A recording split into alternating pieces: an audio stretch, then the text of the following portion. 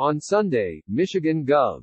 Gretchen Whitmer, a Democrat, appeared on CNN and declared that the protests against stay-at-home orders that plagued her state capital, as well as numerous others, depicted some of the worst racism and awful parts of our history in this country, pointing to the regular appearance of swastikas, nooses, Nazi slogans and the American swastika, also known as the Confederate battle flag.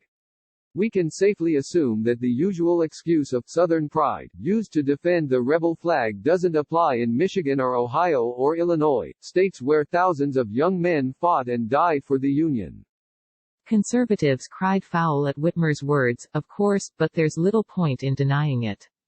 We all have eyes and ears, and no one is mistaking the protesters for people who would flinch if they heard a friend casually use the N-word in conversation. The question isn't whether white identity politics and racism are fueling the protests. The real question is why. Racism isn't some kind of magical force that shields your body from the coronavirus. Even Donald inject bleach Trump hasn't been fool enough to suggest you can defeat the virus by wrapping yourself in the Confederate flag. Yet there's no denying that there's a direct correlation between racist attitudes and the belief that the coronavirus is an overblown hoax and the lockdowns are the result of a widespread leftist conspiracy. That isn't just true of the protesters, either. The most prominent voices in media and politics who are egging them on and denouncing stay-at-home orders also happen to be the people who are doing their utmost to mainstream white nationalist ideology. Trump, of course, is the most prominent example of this. He has been eagerly cheering on the protesters, starting with his "Liberate" tweets last month that encouraged protesters who were defying social distancing recommendations.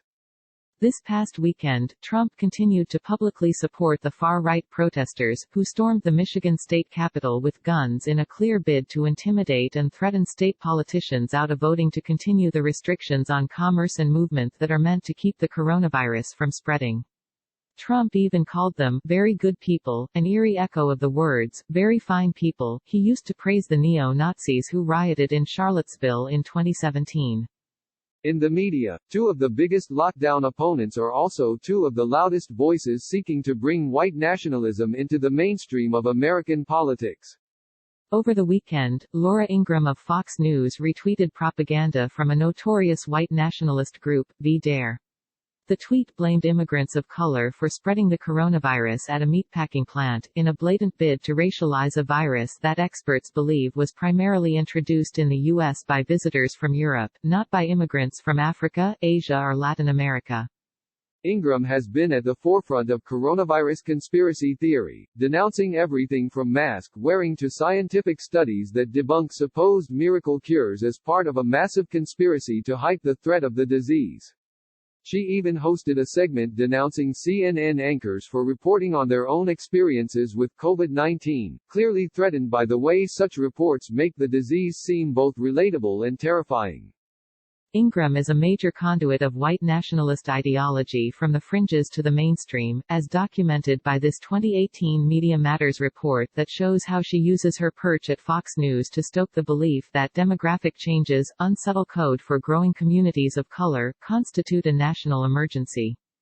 Same story with Tucker Carlson, whose white nationalist leanings have been thoroughly documented for years. Carlson initially took the coronavirus seriously, in distinction to many other Fox News hosts.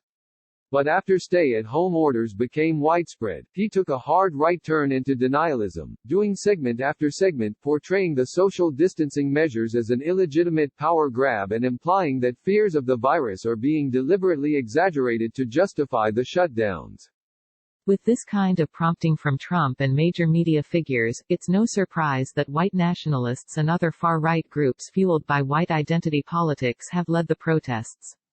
As the Southern Poverty Law Center explained in a recent report, while the anti-lockdown protests were organized and funded by wealthy right-wing donors, far-right groups like the Proud Boys quickly realized the value of the protests to amplify their proto-fascist views, recruit new members and further ingratiate themselves with Republican politicians. Neil Farquhar of The New York Times expanded on this in a piece on Sunday, reporting that the far right sees the crisis as a potent recruiting tool its various groups can exploit to bolster their white supremacist, anti-government agenda. David Nywert, a journalist who has covered the far right for decades, wrote at Daily Kos that far-right groups are seizing on the crisis, hoping they can use it to kick-start the long-sought Second Civil War they believe is on the verge of erupting in the United States. This partly illuminates the significance of Confederate flags at the protests, displayed by those who clearly hope the forces of racism and reactionary politics will win the second time around. To a large degree, then, the marriage of racist politics to the anti-lockdown agenda is opportunistic. Trump himself has clearly indicated he thinks both that his re-election prospects hinge more on the economy than on the number of people dead from COVID-19, partly because he still thinks he can cover up the latter, and that the economy will come roaring back to life if the lockdowns are ended. This is doubtful. Trump's biggest champions, who share his racist agenda, are backing his play in the hopes that he's right and that the combination of reopening the economy while minimizing or obscuring the body count will get him re-elected. But as with so much of the horror show that is unfolding in the era of Trump, the rot runs deeper than political expediency. There's obviously something deeply compelling to white identity ideologues about the idea that this virus is a hoax concocted by the deep state, beyond their desire to defend Trump. The far right has grown increasingly hostile to the government in the face of social programs, most recently Obamacare, that they view as redistributing money from deserving white people to people of color. All the bellyaching about tyranny and patriotic cosplay is about creating a moral justification for anti-government views that are rooted in racist resentment and xenophobia. The lockdown protests are about further enshrining their hatred of Democrats, and their reluctance to pay taxes or share public goods with non-white people, as resistance to tyranny. There's no doubt in my mind, either, that the protests are fueled by the fact that the coronavirus pandemic is disproportionately affecting people of color and ravaging urban areas that have long been demonized by right-wing media and Trump. While no one has stupid enough to suggest that white skin somehow shields you from the virus, at least not so far. A lot of rural and suburban white people who oppose the shutdowns are viewing it through a racialized lens. This is gently being referred to as the urban-rural divide on the issue, but should be understood as white conservatives who resenting having to give up their haircuts and dinners out at Chili's to protect the health of people living in racially diverse cities. Of course, what's really happening is pretty much the opposite. The lockdowns are likely keeping the virus from spreading further into rural and suburban America, though the numbers in those areas are noticeably beginning to rise, despite the media's focus on New York and other large cities. With Republican governors in many states beginning to ease restrictions to demonstrate their fealty to Trump, there's a not small chance that the relative safety that white people living in less dense areas currently experience will evaporate. But if that happens, don't expect right-wingers who oppose the lockdowns to apologize for not taking this seriously.